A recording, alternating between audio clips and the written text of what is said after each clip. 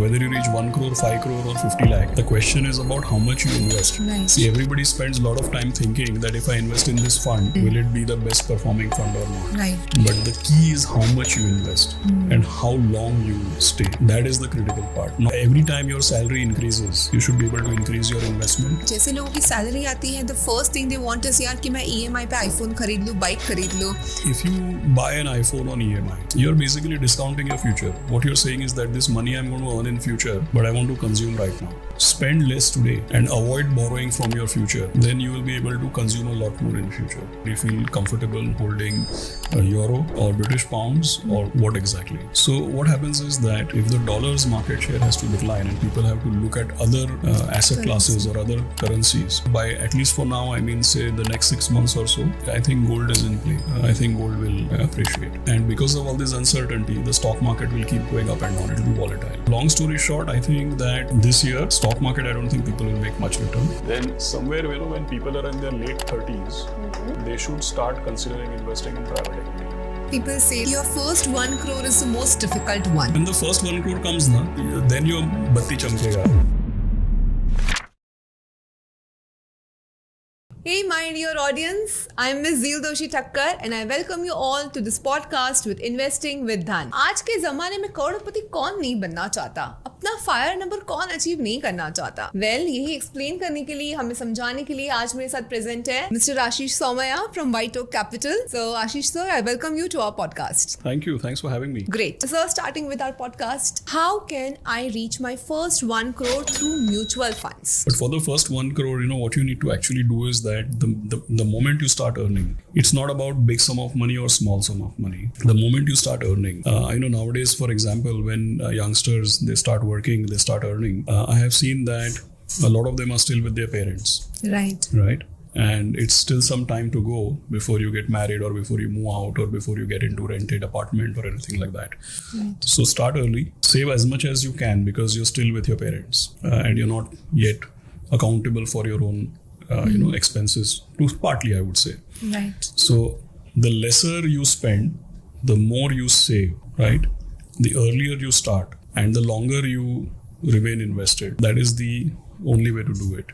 Now, whether you reach 1 crore, 5 crore or 50 lakh, the question is about how much you invest, right? Right. See, everybody spends a lot of time thinking that if I invest in this fund, will it be the best performing fund or not? Right. If I invest in this particular stock, will it be the best performing stock or not? All these things people think. The point is that over a long period of time, you pick any good fund which beats the benchmark, or even if you just buy the index mutual fund, the long history is 14-15% compounded. But the key is how much you invest and how long you stay. That is the critical part, not identifying the fund and not, what return it will give. Start early. Every time your salary increases, you should be able to increase your investment. The top-up SIP which we say, right? You should do top-up. Every time you earn a bonus or a variable pay, you should be willing to invest a substantial part of that. So because what happens is if you postpone your expenses, in future you'll be able to afford more. True. But If you people get invest tempted now, in this journey. Like जैसे लोगों की salary आती है, the first thing they want is यार कि मैं EMI पे iPhone खरीद लूँ, बाइक खरीद लूँ. People get tempted. तो See, temptations are there and today the availability is also there, the resources are also there. The key point is like this, that if you buy an iPhone on EMI, correct? You're basically discounting your future. What you're saying is that this money I'm going to earn in future, but I want to consume right now. And what I was saying at the onset is to flip it, which is that invest as much as you can, grow your money. Why one iPhone? You might be ending up buying an iPhone for you and for your mom, right, or something like that, right? So the key is like this, that if you borrow from your future earnings to consume today, then how much you are consuming gets restricted. Whereas if you invest your current earnings and postpone consumption to the future, you will be able to consume a lot more and you'll be able to consume better. Right. So it's just a question of flipping. Right. From childhood, we all have been taught delayed gratification, right? Like how do you delay gratification? And that gives you the better outcomes in life. Yeah. But see, like people say, right, कि your first 1 crore is the most difficult one. वहां तक पहुंचना, सारे temptations को resist करना, उसके बाद सब टेम्पटेशंस ये भी आ जाते हैं कि अब तो 1 करोड़ हो गया, अब तो मुझे स्पेंड करना है, ये करना है, वो करना है. Actually, मैंने क्या देखा पता है, when the first 1 crore comes ना, then your बत्ती चमकेगा. Because you will know mathematically that man, the history of the market is 14-15% compounded. 4-5 साल रुकेंगे तो 1 करोड़ का 2 हो जाएगा. Yes. और 5 साल रुकेंगे तो 2 का 4 हो जाएगा, right? But that is reality. That's how it has worked. So I think that what happens is that you started it bang on, which is that people find the first 1 crore is like a daunting task. Because how much will you save in a year? Right, it depends on the compensation that a person is earning. Right. But how much can a person save in a year? Right, that is crucial. And how long can you keep it there without disturbing it? That is important. But sir, now see, disturbance बिना disturbing में कैसे रख सकती हूँ? That will always come. For example, someone is, let us say, 22, they are starting out their jobs fresh out of college, maybe they are earning 25,000-35,000 something. उसमें से उन्होंने हर month 10,000 की SIP start कर ली. Okay, now probably 6-7 years down the line they may want to get married. Okay, they may want to buy a car. उसके few years के बाद they may want to buy a house or plan for the kids. So इस बीच में अगर उनके expenses आ रहे हैं, how can they manage those expenses and yet keep this eye कि नहीं यहाँ पे 1 crore तो touch करना ही है, but बीच बीच के expenses भी manage करने हैं? How can they do that? Yeah. So, so what happens is that in every family, that's the discussion, right? And same way for the boy and the girl and the kids also. It is important to understand how much you want to spend on the wedding, on the honeymoon, or on wedding related expenses, let me say that. So do you want your parents to spend in a big way, or you want them to give you a good start? Right, that is one thing to keep in mind. The second is that, say, take an example, you mentioned about a car. Right, now what car do you buy? Are you going to buy cash down, or are you going to take a loan? Most people take loans nowadays because it's very easily available. But it might be financially judicious also to take a loan. Okay, why? Right? See, because what happens is that at what rate does your home loan come, and at what rate does your investment grow? That financial sense is very, very important to have. Correct? Because generally, if these loans are coming at 8.5, 9, or 9.5, right? Whereas through your SIPs, your long range investment is going to grow even 2-3% more. Then it makes sense. The other important point is not just about the differential in cost of loan versus returns. The other element is also to keep in mind that if you withdraw your investments and block all of that to buy a depreciating asset like a car, then the opportunity cost of having blocked that money, right? All of those things are important to keep in mind. See, the other thing also, I just want to tell you that, you put an anchor to our conversation by saying 1 crore. Okay. But for everybody, there has to be some realistic goal. When you gave an example that somebody is earning 25,000 and say saving 10,000 rupees per month, it will take them time to reach 1 crore. Yeah, that's okay. They can take 10 years, they can take 12 years, even 15 years. So now why did I bring that up? The reason I brought that up is because the biggest investment you have made in your life is your education. And what you do in your career, that is the most crucial thing. So if you're very, very good at work, right, then you will be able to accelerate. So how well you do in your investment, ultimately there is a limit to how well you will do in your investment. But on the work front is where you're likely to get the most non-linear outcomes. Or the jumps. Jumps, right? The last thing I'll tell you is that it's very, very important. See, like whether it is me, right, or a lot of people who work in companies, people who draw a salary. Now, a lot of people who draw a salary, why do they work for a salary? It's because they want monthly income in a fixed basis. Stability, regular income. Right? That means that by nature, you are fixed income, which means that your investment should be equity oriented, right? Because if your earning profile is fixed income, then your investment should be equity oriented. On the other hand, if you're a businessman, right, your work is of non-linear, unpredictable, uncertain right? Cash Because you're a flows businessman, which means that then a businessman whose earnings itself is equity linked, equity of the business, that means that their investment should be low risk. Fair enough. Correct. But the real world, how it works, that people who are fixed income by nature, they are also more fixed income oriented in their investment. And people who are risk taking in their profession or business, they anyway take risk through and through, right, all through the way. Right. So I think this is also very important, that how much you earn, how you earn, and how you invest. I think all of those things are important, and how much you spend on things and how much you can delay gratification. I think one thing is very clear out of all of this. Right. If you spend less today and avoid borrowing from your future, right? Then you will be able to consume a lot more in future. That's the key thing to keep in mind. Yeah. And second learning is that focus on your income generation. That is where you can get non-linear results. Absolutely. When we are young, upskill करो और income generate करने के लिए focus करो. Yeah. So मेरा growth और भी fast होगा. Of course. And one more thing which I learned was that लोग भागते रहते हैं, लोग कोई आपको एडवाइजर होगा, किसी को भी पूछेंगे अरे बेस्ट स्कीम बताना म्यूचुअल फंड की कौन सी है, किस में इन्वेस्ट करो. There is nothing like best scheme. It depends on your nature कि आपके रिस्क प्रोफाइल के हिसाब से क्या आपके लिए सही है.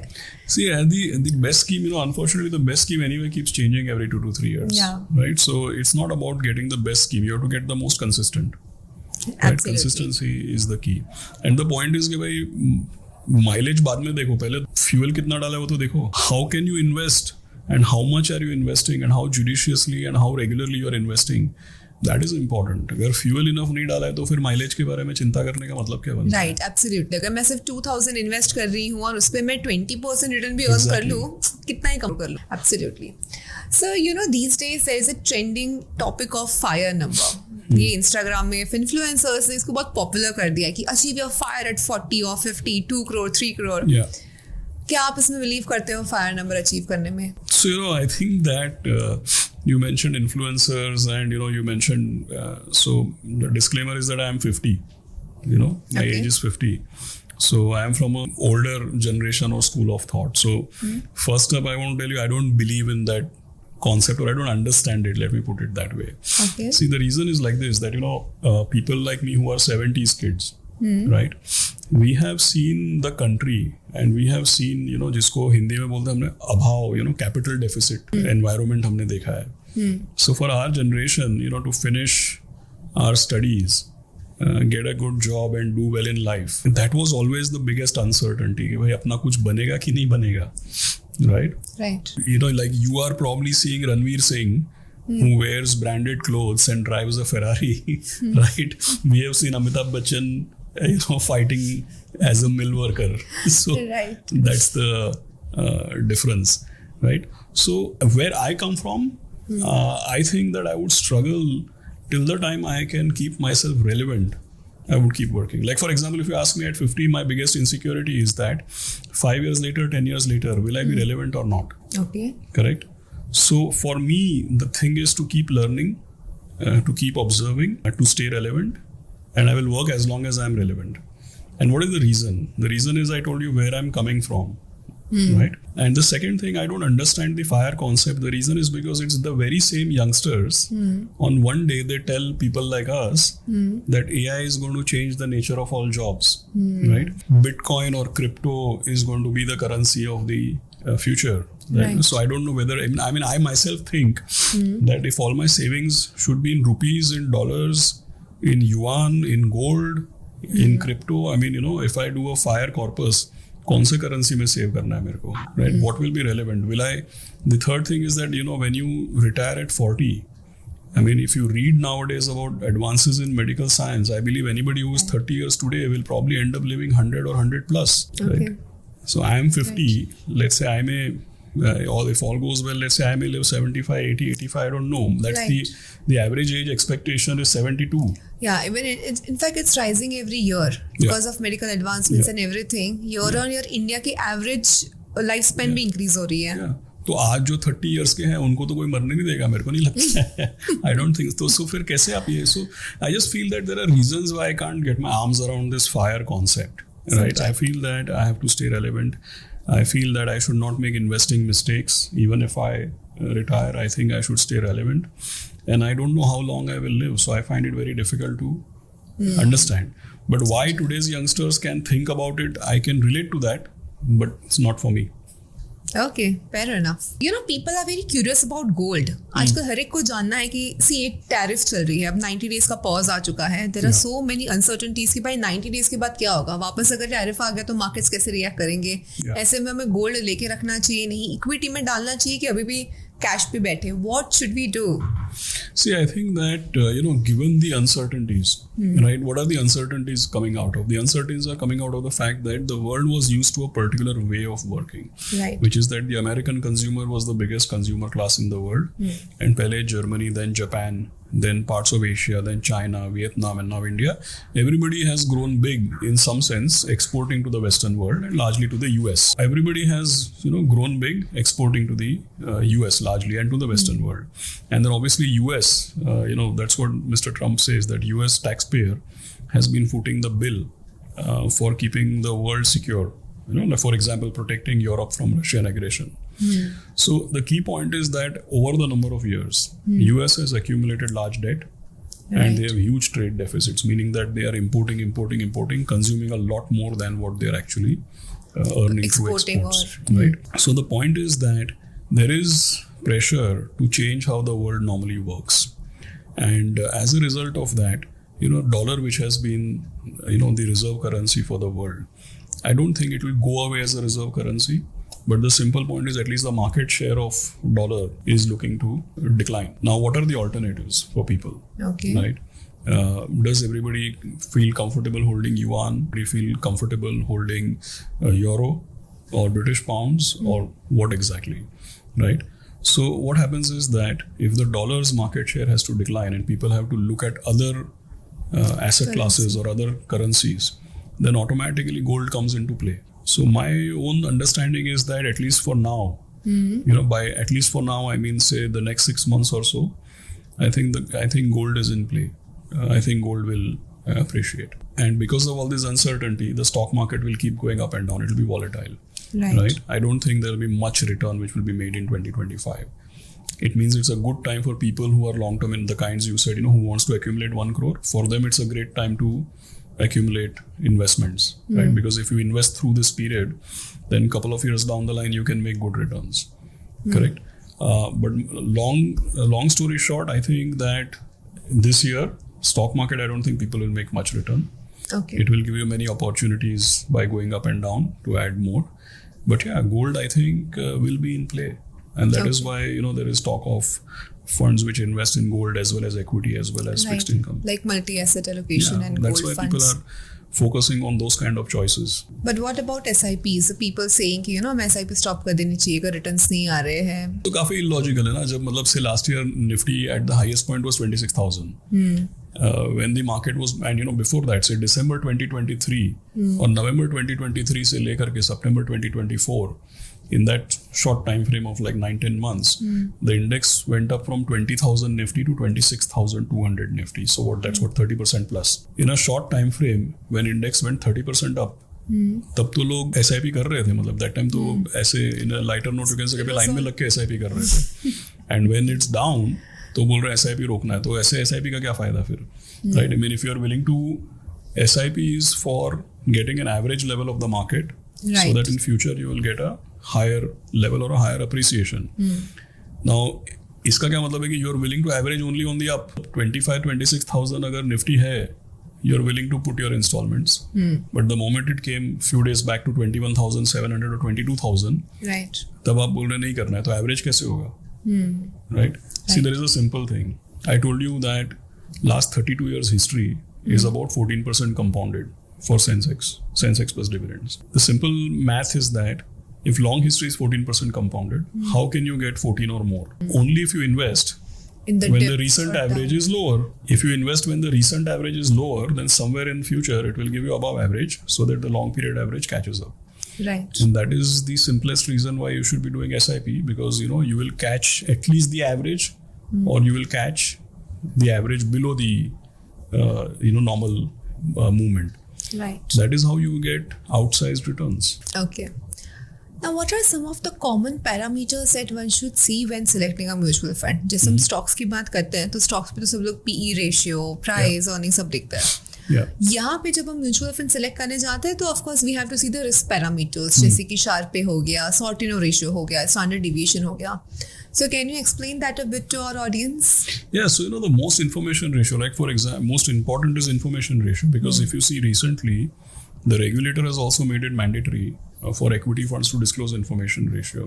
Right. In simple terms, information ratio is alpha, or the excess return over the benchmark, divided by the standard deviation of the alpha, right?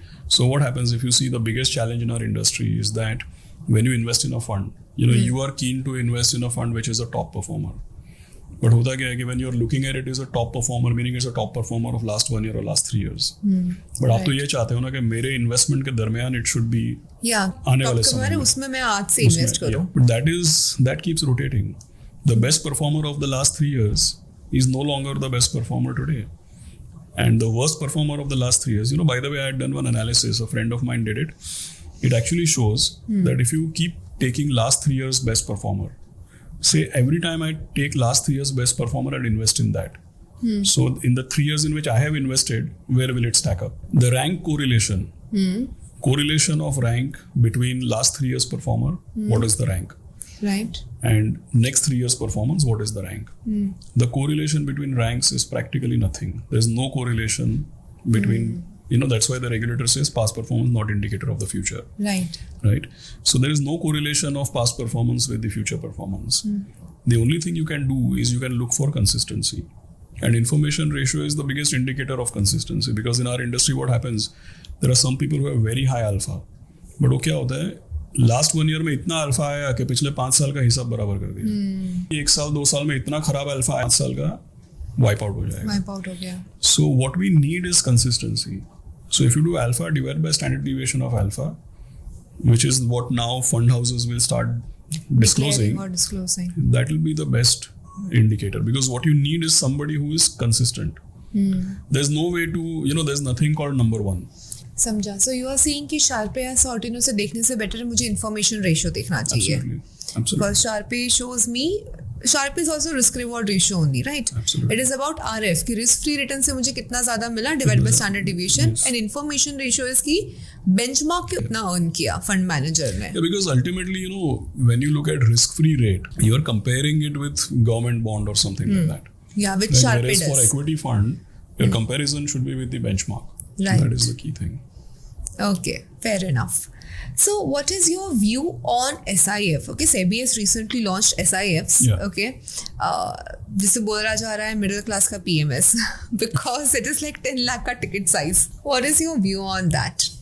I wouldn't put it as middle class ka PMS really. It doesn't do what PMS is able to do. See, for example, in a PMS, you can have, a highly concentrated small cap portfolio. You can have, for example, nobody dictates to a PMS what is large cap, mid cap, and small cap. You can invest as per the fund manager's discretion. You can, for example, have performance linked fee, right? So there are many things which a PMS can do, which a mutual fund is not allowed to do, because mutual fund is supposed to be mass, retail, standardized. Yeah, it is for retailers. It is more strict. But coming to the specified investment fund, which is the SIF, I think the key things are the regulator has allowed some leeway in usage of derivatives, so that there can be combinations of equity and derivatives to create different risk return profiles.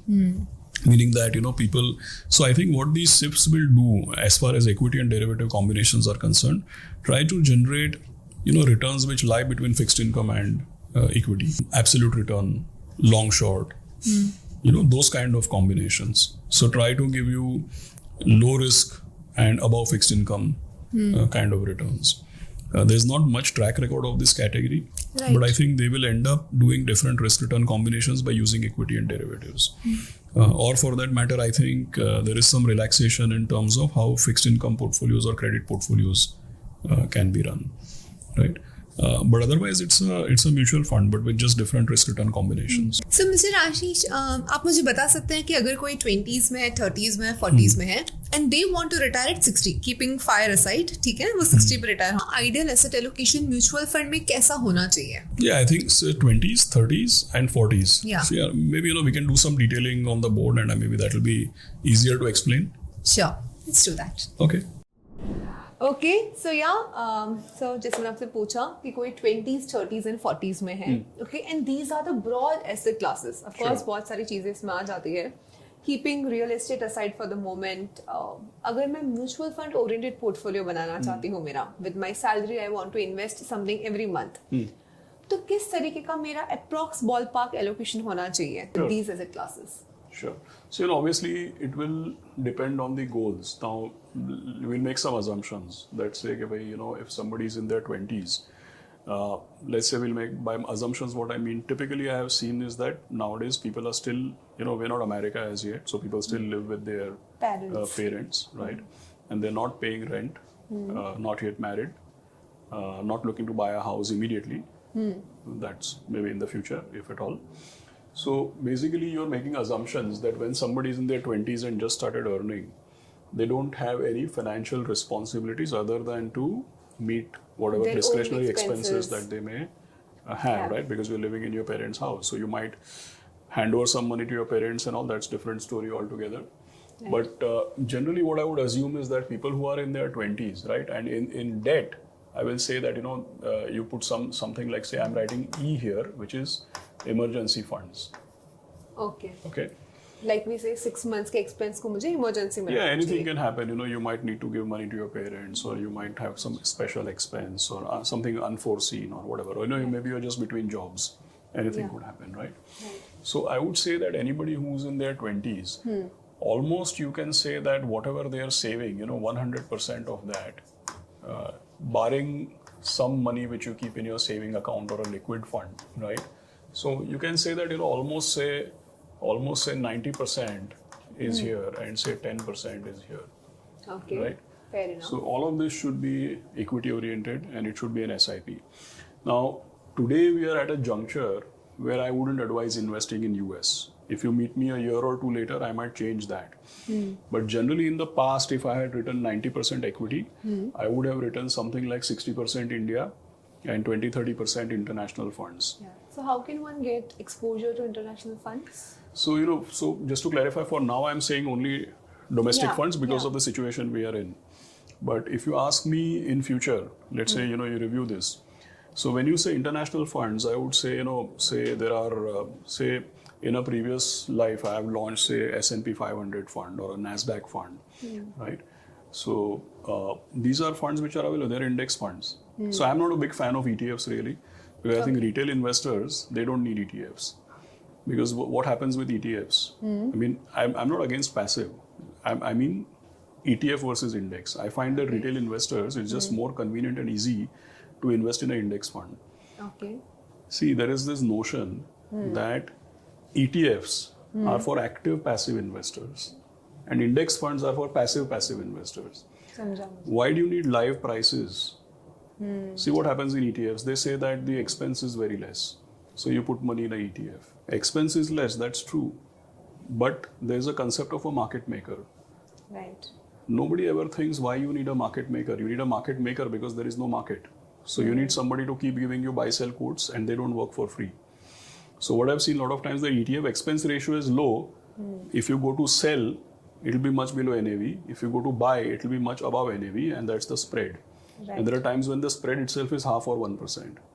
So if the expense is low, but the buy-sell spread is half or 1%, it's more expensive than the index. Right. Right. So anyway. Also, एक और point जो मैं personally believe index fund over ETF is, ETF मेरे demat account में है, क्योंकि it is highly probable कि मैं ये गिर रहा है, चलो इसको बाय कर लो, और व्हाटएवर इट इज, मैं टेम्प्ट हो सकती हूँ, और टेम्प्ट होने के बाद मुझे ऑप्शन मिल रहा है इसको एग्जिट करने का या रिडीम करने का. Index funds don't work that way. तो यही माइंड से रखा है कि भाई लॉन्ग टर्म इसको चलने देंगे. And it's more convenient, right? I mean, easy to, right? So I would have put that if there were international funds, I would have put something like S&P 500, NASDAQ.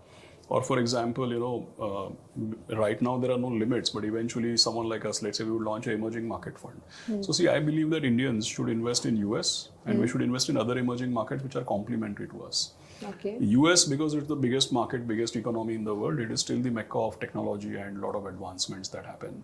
And other emerging markets because they are complementary to us, right? For example, China, for example, Middle East. See, certain markets, even in emerging markets, some markets do very well when commodity prices go up. Some markets are like China, which are, they have a huge economy, plus they are big in tech. Say Taiwan, South Korea, right? So we need to invest in markets which are complementary to us, which do well when their economy does well, when commodity prices do well, right? When these things happen. When commodities go up, India doesn't do so well. Yeah. So then other emerging UAE markets will be a those complementary, countries will right? be better off. So generally I would have said 60% India and 30% international. But right now there are two issues. One is US, I wouldn't recommend investing now. And second, you'll have to look for if you look for an emerging market fund and you get it, you can consider. But I don't think there are many options right now because there are RBI limits on investing. Right, abroad ki limits. Right. So for now, we will say that for a person in their 20s, this is what it is. What happens is that when you go to 30s, right? When you go to 30s, what will happen is when you will start planning for some goals, right? Family, marriage, kids. Yeah, I mean, marriage could be late 20s, early 30s. I don't know how it works. Different communities and different societies will have different thought process. But by the time you are 30s, you will at least start planning, right? You might want to buy a house. You might want to plan for a family, right? So this is when things, start changing a little bit. And then, you need to basically, let us say that this would still remain 60%. Okay, this 90 would say become 60, and we'll fine tune it as we go along. And I would say that this is when I'm not a big fan of debt really, but I generally tell people to put money in hybrid funds. The reason is because when you look at debt, correct, there are two challenges. One is yields are anyway very low, correct. Second is taxation is a challenge. So in today's world, trying to create risk return profile of debt through hybrid funds gives slightly higher return than debt and is more tax efficient, and automatically it brings in the exposure for gold and all these kinds of things automatically, right? So I would have said that if somebody is getting into their 30s, put hybrid multi-asset allocation? Yeah, like hybrid is like balance advantage, multi-asset allocation, equity savings, that category. Right. Correct. Now, if you really ask me, so why that category works? Let's say you have some goals 2 years down the line. Right. See, if you know that you're going to need money 2 years down the line, you can't be like withdrawing it from equity or keeping it in equity. Yes, absolutely. Correct? So what will happen is that then this will start coming down to say more like 30%, right? And then this 10% gets subsumed in it because these you can kind of withdraw. Right. We are clubbing debt and hybrid somewhere together, right? Absolutely. 30% is for debt, like your emergency or near-term goals. Absolutely. Plus the multi-asset allocation, equity savings fund, even arbitrage fund for that matter, will fall in this 30% category. Now, and you should always keep in mind that when we talk about equity, there's international and domestic also. You need to factor for it depending on market conditions. Right. Correct? Now, let us say that there are some people who are in their 30s and who, have the ability to invest more. Let us say there are many people who are in the 30s who become affluent, right? 35, 37, 38 also. Let's say you have some stock options. Let's say you making good variable pay. Or let's say you accumulated a corpus over the previous 10, 12 years that you've been around. At some point in time, what I feel is that if you are able to, meaning if you can spare the illiquidity and if you have the risk appetite, then somewhere, when people are in their late 30s, they should start considering investing in private equity. Okay, private equity. I'll tell you the reason. The reason is, and these are mainly accessible through AIFs, so the minimum itself is 1 crore, but they draw down money over 2-3 years. They don't tell you to invest 1 crore at a go.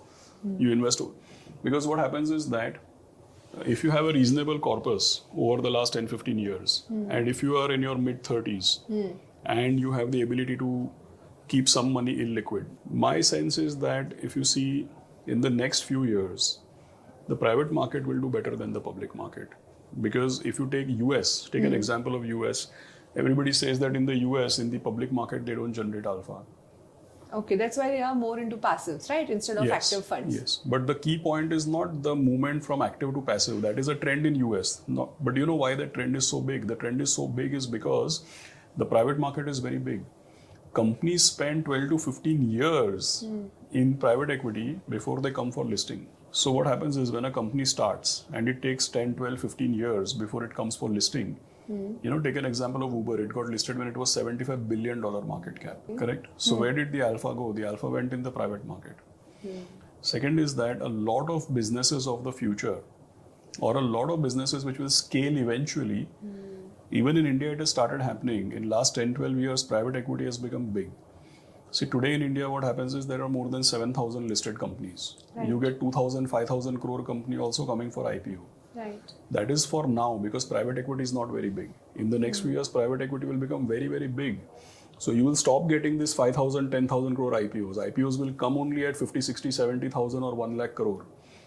So what happens is that when private market develops, companies spend a longer trajectory in the private market before they come for listing. So a lot of the disproportionate return or the alpha, it moves from the public market into the private market.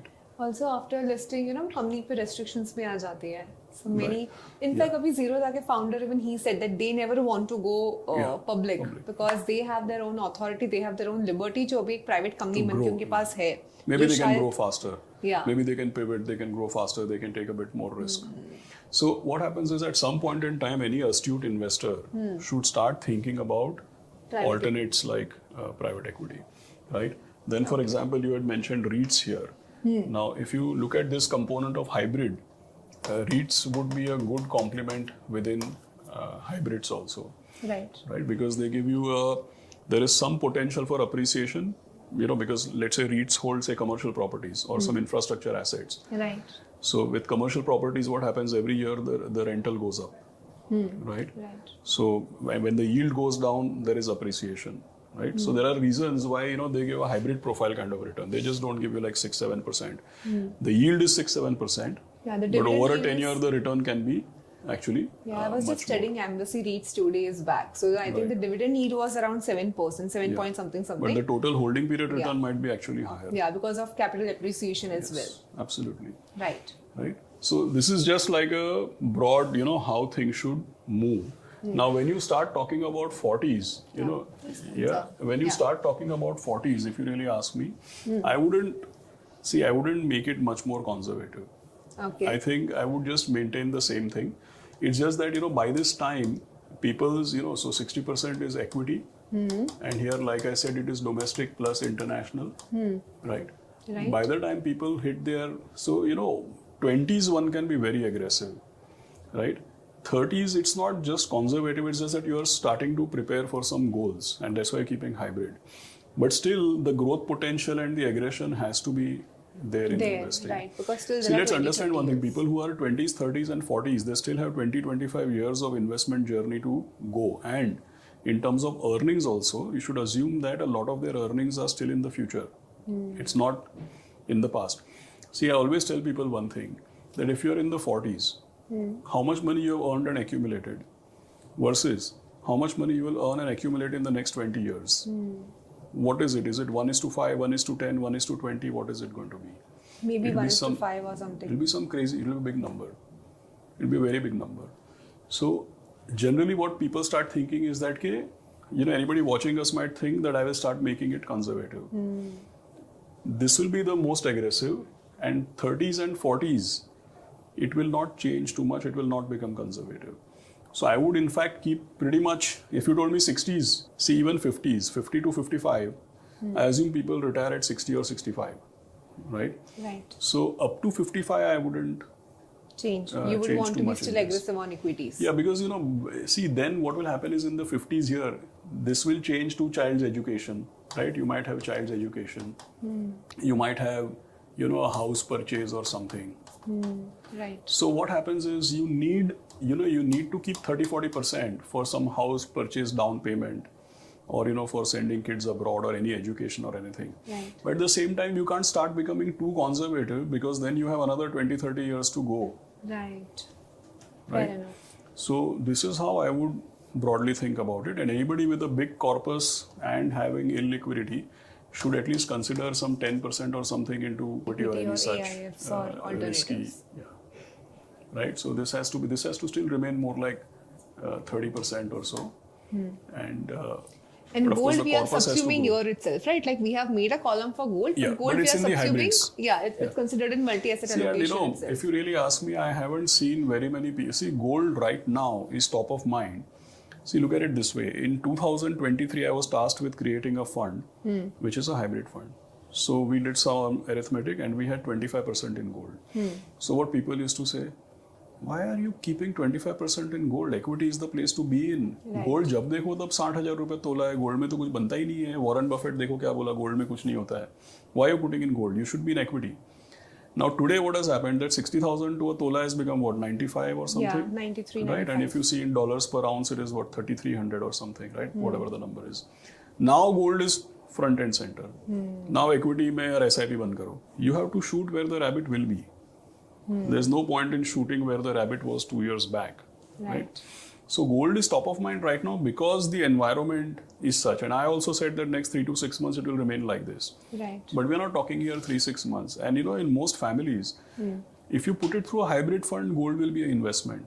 But otherwise, most families, if you ask me, they do end up owning gold or owning jewelry. in the or, form of it's jewelry part or of some for goals marriage. or something. उसमें तो आ ही जाता है. So part of some goals it any which way comes. So I would put gold as an indirect investment through a hybrid fund and not put it. An actual gold. Yeah, because it's most tax efficiently held through a hybrid fund. Okay, fair enough. Right? Mr. Aashish, how was your personal portfolio when you were in your 20s, 30s, 40s? So, I had to, you are qualified, so you can probably do a better job than what I have done here. And I have done all of this after thinking in response to your questions. But personally, I cannot call myself a disciplined investor. That's Like, okay. I just was- want to know what was your personal I have, portfolio. throughout my life, almost first 15, 20 years of my journey, I have been 100% equity. And then I have been, say, 50% equity, 50% real estate. So last 5 years, it has been 50% equity, 50% real estate. Before that, for 15, 20 years, it was always only and only equity. I never invested in fixed income or anything. If I needed money, I would figure out when and I would withdraw from equity. And if I invested in equity. There was no other asset class. So I was a very, indisciplined and risk-seeking You were an aggressive kind of investor. Yeah. But I think otherwise, generally, people should be more systematic. They should not be doing the way I do it. Okay, fair enough. Thank Okay, you. let us continue with our podcast.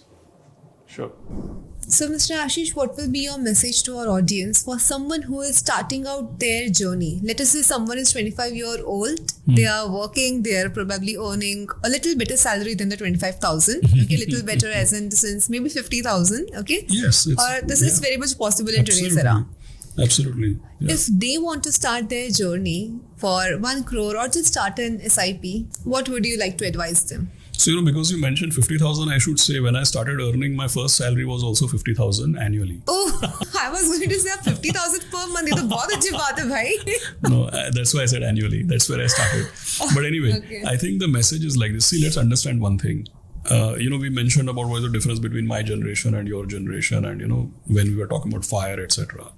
Now, just understand a couple of things. See, when people like me, what we have seen India moving from being a poor country to a lower middle class country. Today, at say $2,600 per capita income, we would be classified as a lower middle class country, right? And these are averages. So obviously, when a country goes from being poor to lower middle class, there are a few people who become rich, a few people who become middle class, and a lot of people just come out of poverty and, they come out of the subsistence level. Right. Okay, that's how the averages move. But for people who are 25 years today, I've said this before, they are going to be India's richest generation. Okay. Like jaise bolte hain na bhuto na bhavishyati. Why I'm saying that is because their investment and career tenure will coincide with India moving from being a lower middle class country to a middle class country. And that is where a huge number of people will become rich and upper middle class, and we will hopefully get rid of poverty more or less, right? So people say, Warren Buffett was asked that, Mr. Buffett, what is the secret of your success? And you know what he said? He said that in different words, but basically the gist was that his secret of his success was that he was born in America in 1930, which means in the 40s and 50s he was getting educated, and his investment career from late 60s to 90s and even now, his investment career coincided with America becoming a superpower after the Second World War. right? Right. So what he's saying is that if Mr. Buffett was born in America, but in 1830 instead of 1930, he would not be what he is. And if he was born in 1930 but not in America, elsewhere, then also he would not. So people who are today 25 years old in India, working in India, investing in India, they are in the right place at the right time. Their investment journey and careers will coincide with us becoming a, serious economic power. So, when we were investing, Right. there was a lot of uncertainty. Stock market was not the place to be Yeah. in. But today when you are investing, you have the benefit of a lot of knowledge, a lot of data, and a lot of information and technology and the right regulation and the marketplace. So, do what best you can to make it big. By staying disciplined, right? The way you said. You stand to gain a lot. Okay, amazing. Thank Well, you. thank you very much for your insights, Mr. Aashish. It was my pleasure to have you. So, my dear audience, tell me what did you enjoy the most about our today's podcast, and we will try to bring more of that content for you. Keep watching and do subscribe to our channel. I will see you all in our next podcast.